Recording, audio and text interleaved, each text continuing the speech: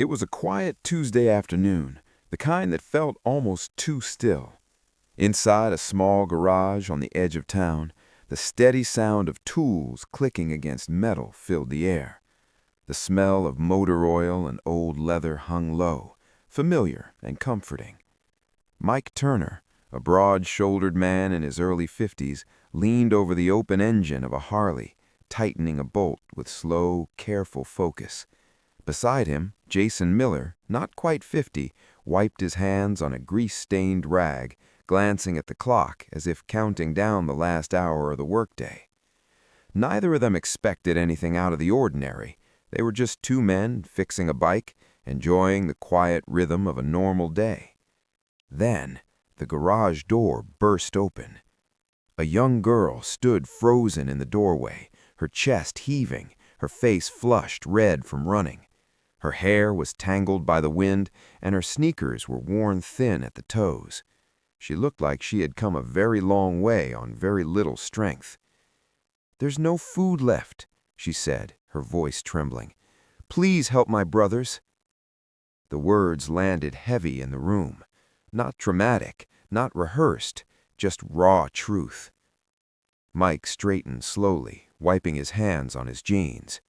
Jason set the rag down on the workbench, his expression shifting from confusion to concern. "Easy, kid," Mike said gently but firmly. "Slow down. What's your name?" "Emily," she whispered. "How old are your brothers, Emily?" 9, 7, and 5, her voice cracked. "I left them alone. I shouldn't have, but I didn't know what else to do." Jason stepped forward, lowering his voice. "Where are they right now?" "At home, about 2 miles from here. I ran the whole way." Emily looked between the two men, fear and hope tangled in her eyes. "I heard you help people. Someone at school said you brought food to families last winter. I didn't know where else to go." Mike and Jason exchanged a look. No words were needed. They had both lived long enough to recognize the difference between a story and a plea for survival. This girl was not lying. "Tell us what happened," Mike said. His voice was steady, respectful. He did not talk to her like she was fragile. He talked to her like she deserved honesty. Emily took a shaky breath. "Our parents died 3 months ago. Car accident. My Aunt Brenda became our guardian. She's my mom's sister, the only family we had left. Everything looked normal at first. She signed the papers, she started getting money to take care of us, but she didn't use it on us." Mike frowned. "What do you mean?" "She bought new clothes, went out a lot. Sometimes she'd be gone all weekend. She left some food, but not much. This time was different. She left Friday night. Saturday passed, Sunday, Monday. Today," Emily swallowed hard, "she didn't come back, and the food ran out." Jason's jaw tightened. "What did you eat yesterday?" Mike asked quietly. Emily's hands curled into fists at her sides. "I gave my brothers what we had left. I told them I already ate. I lied." Jason grabbed his jacket off the workbench. "Let's go." Mike nodded. No hesitation, no committee meetings, no waiting for permission. They followed Emily out into the cold afternoon. She walked fast, almost running again, like every second mattered. Mike and Jason kept pace beside her in silence. When they reached the apartment complex, Emily led them up a flight of outdoor stairs to a second-floor unit. She pushed the door open. The cold hit them first. No heat. The air inside felt colder than outside. In the dim light from the window, 3 small boys sat huddled together on a couch under a single blanket. Their faces were pale, their eyes wide. "It's okay," Emily said quickly. "They're here to help." Mike stepped inside, his boots heavy on the worn carpet. He glanced around. The refrigerator door hung open, empty. Dirty dishes filled the sink. 3 eviction notices lined the wall, each more desperate than the last. The electricity had been shut off. Jason knelt in front of the boys. "When's the last time you ate?" The smallest one looked at Emily before answering. Yesterday morning? Mike pulled out his phone. "Tina," he said into it, "I need you to come to an address. Bring food, blankets, anything warm you've got." Jason checked the cabinets. He found half a box of stale crackers and handed them to the boys without a word. Emily stood near the door, arms wrapped around herself, watching everything like she still couldn't believe it was real. Emily took a shaky breath. Our parents died 3 months ago. Car accident. My Aunt Brenda became our guardian. She's my mom's sister, the only family we had left. Everything looked normal at first. She signed the papers. She started getting money to take care of us, but she didn't use it on us. Mike frowned. What do you mean? She bought new clothes, went out a lot. Sometimes she'd be gone all weekend. She left some food, but not much. This time was different. She left Friday night. Saturday passed. Sunday, Monday, today. Emily swallowed hard. She didn't come back, and the food ran out. Jason's jaw tightened. "What did you eat yesterday?" Mike asked quietly. Emily's hands curled into fists at her sides. "I gave my brothers what we had left. I told them I already ate. I lied." Jason grabbed his jacket off the workbench. "Let's go." Mike nodded. No hesitation, no committee meetings, no waiting for permission. They followed Emily out into the cold afternoon. She walked fast, almost running again, like every second mattered. Mike and Jason kept pace beside her in silence. When they reached the apartment complex, Emily led them up a flight of outdoor stairs to a second-floor unit. She pushed the door open. The cold hit them first. No heat. The air inside felt colder than outside. In the dim light from the window, 3 small boys sat huddled together on a couch under a single blanket. Their faces were pale, their eyes wide. "It's okay," Emily said quickly. "They're here to help." Mike stepped inside, his boots heavy on the worn carpet. He glanced around. The refrigerator door hung open, empty. Dirty dishes filled the sink. 3 eviction notices lined the wall, each more desperate than the last. The electricity had been shut off. Jason knelt in front of the boys. "When's the last time you ate?" The smallest one looked at Emily before answering. "Yesterday morning." Mike pulled out his phone. "Tina," he said into it, "I need you to come to an address. Bring food, blankets, anything warm you've got." Jason checked the cabinets. He found half a box of stale crackers and handed them to the boys without a word. Emily stood near the door, arms wrapped around herself, watching everything like she still couldn't believe it was real. "We're here now," Mike said quietly. "You did the right thing coming to us." Emily nodded, her shoulders dropping just enough to show how heavy her fear had been. 20 minutes later, a small red hatchback pulled into the complex parking lot. Tina stepped out carrying 2 large grocery bags and a duffel slung over one shoulder. She was 28, dependable, and one of the few people in the Iron River Riders that everyone trusted without hesitation. She had a quiet strength about her, someone who never asked questions when it was time to act. Mike met her at the top of the stairs and took one of the bags from her hand. "Thanks for coming so fast," he said. Tina nodded, her eyes sweeping the room behind him. "You weren't kidding." Inside, the boys were still curled up on the couch, the half-empty box of crackers on the floor beside them. Emily was now sitting with them, holding the youngest close. She looked up as Tina walked in. "This is Tina," Mike said gently. "She's here to help." Tina crouched down beside the children and began unpacking the groceries. Sandwich bread, peanut butter, apples, bottles of juice, a few instant meals. Then came fleece blankets, thick socks, and a small portable space heater she had pulled from her garage. Jason plugged in the heater and set it near the couch. Almost instantly the air started to shift, just a little warmer, just enough to matter. The boys began eating slowly, their small hands clutching sandwiches like treasures. Tina didn't speak much. She just stayed near them, steady and kind, offering presents more than words. Then came the knock at the door. Mike opened it to find two men standing there. The older one, maybe in his 50s, jingled a set of keys in his hand. Behind him, a second man held a metal toolbox. "I'm the landlord," the first one said, his tone flat. "Rent hasn't been paid in 2 months. We're changing the locks tonight." Jason stepped into the hallway, his stance calm but firm. "Not today, you're not." "It's already scheduled," the landlord replied. "I have a legal right." "How much is owed?" Mike asked, interrupting him. The man blinked. "Excuse me?" "I said, how much for 1 month, just enough to keep the locks in place and hold off the eviction." The landlord hesitated, caught off guard by the directness. 1,400, he said finally. Mike reached for his wallet but came up short.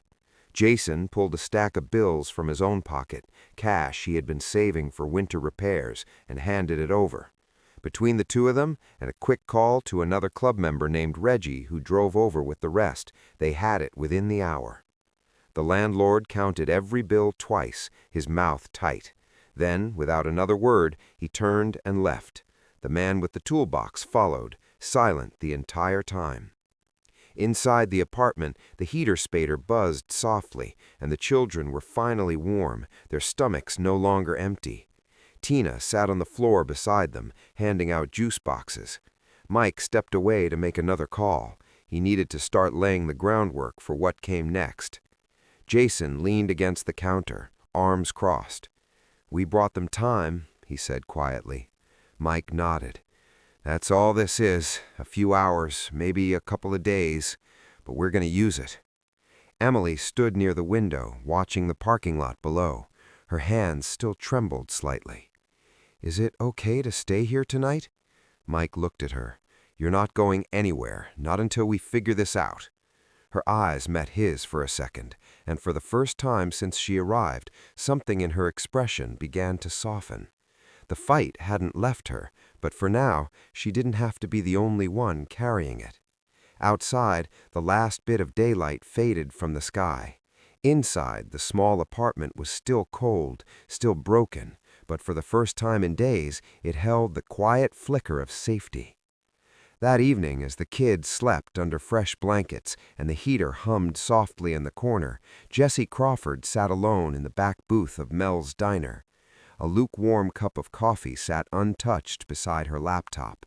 The walls around her buzzed with the sounds of regulars, old-timers arguing about football, the clink of plates from the kitchen, but Jessie barely heard any of it.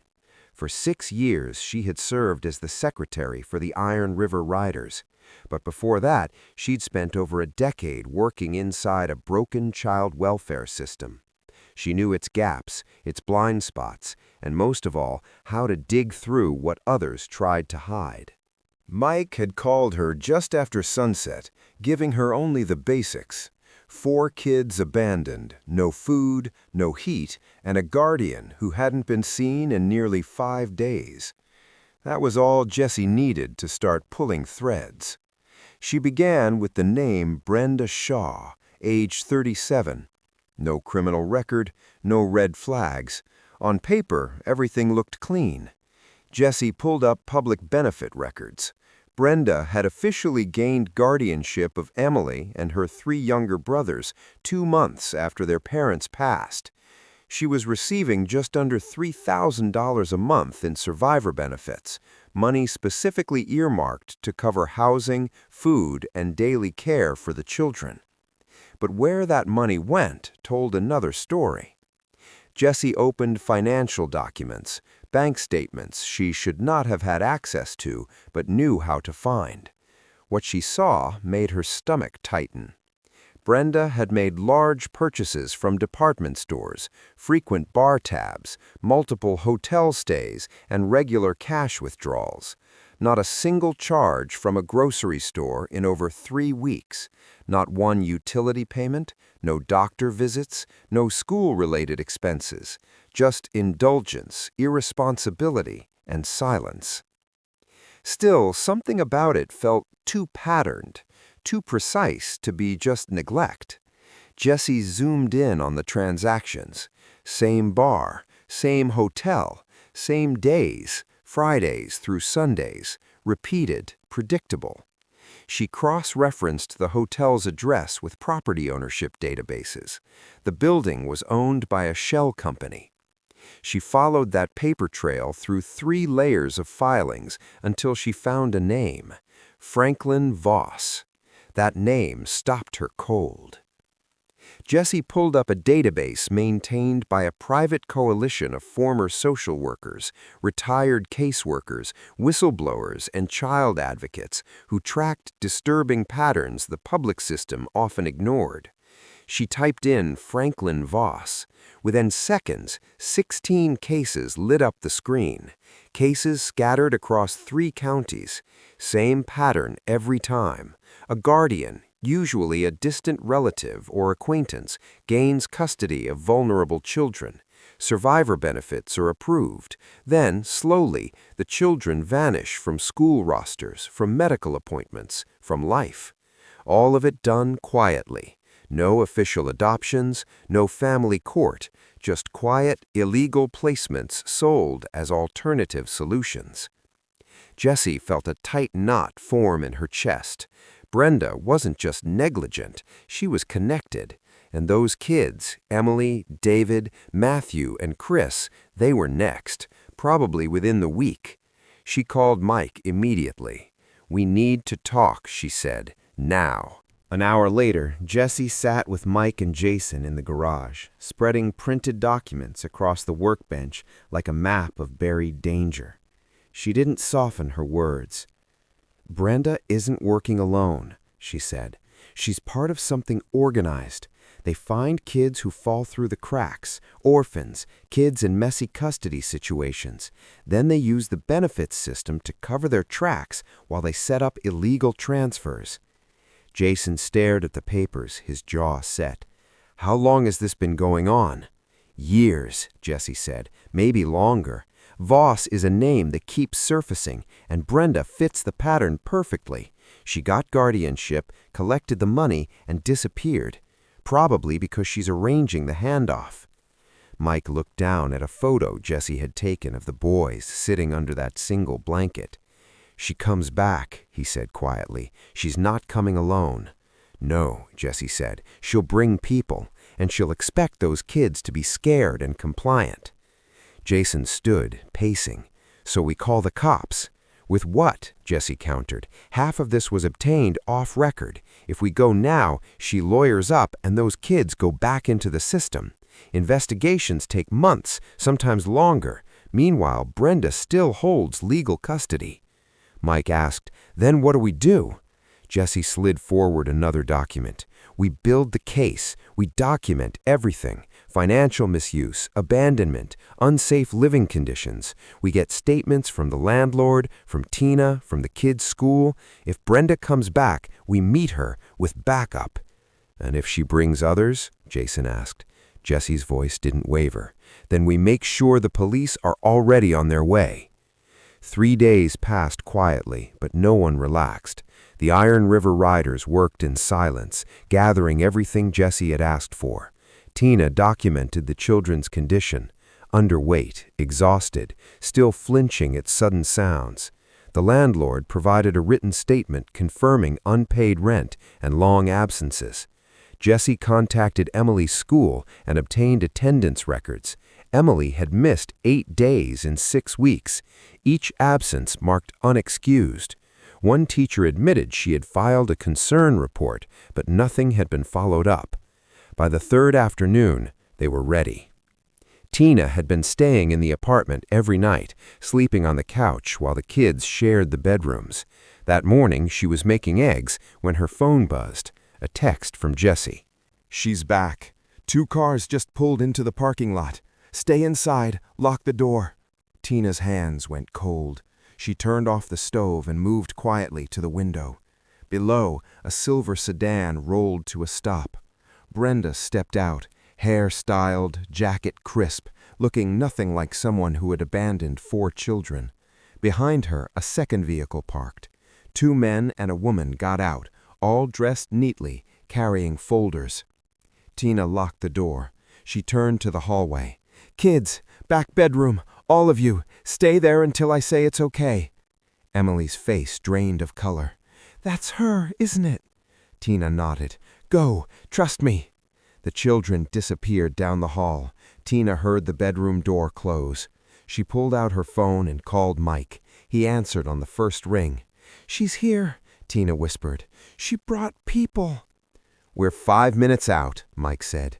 "Keep that door locked. Do not open it." Downstairs, Brenda climbed the stairwell and knocked. "Emily, sweetheart," she called in a fake sweet voice. "Aunt Brenda's home." Silence. She knocked harder. "I know you're in there. Open up." Tina stood motionless, heart pounding. Brenda sighed. "Fine, I have a key." But when she tried it, the lock didn't turn. The landlord had changed it after Mike paid the rent.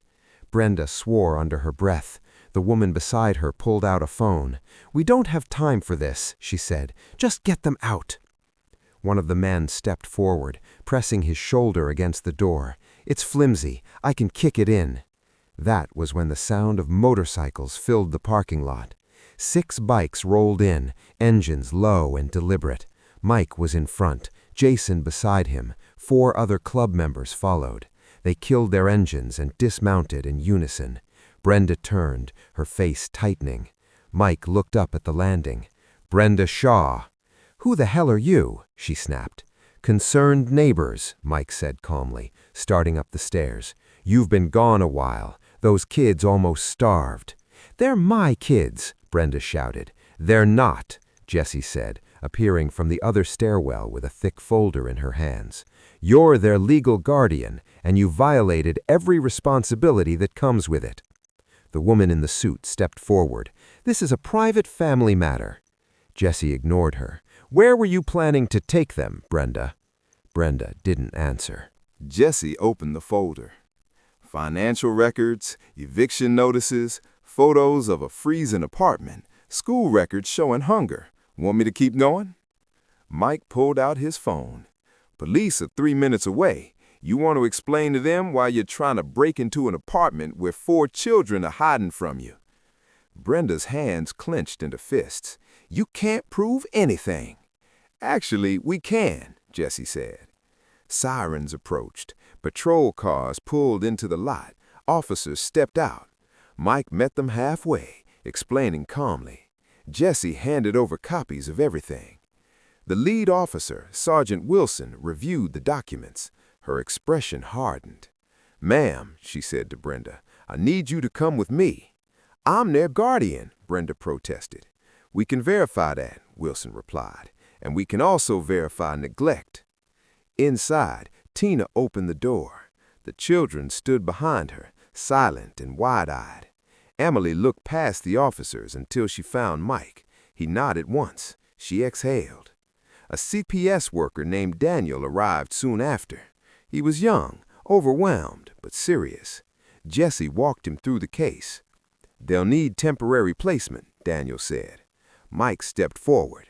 "My wife and I can take them. We've fostered before." Daniel looked surprised, then nodded. "All right, let's start the paperwork." Mike's house sat at the far end of a quiet, tree-lined street. A simple 2-story home with faded blue siding and a front porch that creaked underfoot. It wasn't fancy, but it was steady, lived in, the kind of place where the smell of coffee lingered in the kitchen and shoes piled up by the door without anyone minding. It had once been filled with the noise of their own kids, now grown and gone, but for a long time it had been too quiet. That evening, Mike pulled into the driveway with 4 kids in the back seat of his old truck. Emily sat by the window, arms wrapped around her backpack. Her brothers, David, Matthew, and Chris, held their bags tightly, their eyes darting between each other in the unfamiliar neighborhood. They didn't speak. They didn't cry. They just watched. On the porch, Linda stood waiting. Mike's wife of over 25 years, her silver hair pulled back into a loose braid, a flower-covered apron tied over her sweatshirt. She had been baking since dawn, not because anyone asked her to, but because she needed her hands busy while she waited. Mike stepped out and opened the truck door. "Come on," he said softly. "Let's go inside." The children moved slowly, uncertain.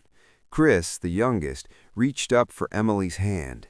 David and Matthew followed close behind. They walked like a unit, the way children do when they've learned to stay together no matter what. Linda came down the steps and knelt so she was eye level with Chris. "Hi there, sweetheart. My name's Linda. Are you hungry?" Chris nodded just once. "Good," she smiled. "I made cookies. Still warm, I think." She stood and looked at the others. "There's plenty for everyone." Inside, the house smelled like cinnamon and vanilla. The lights were warm.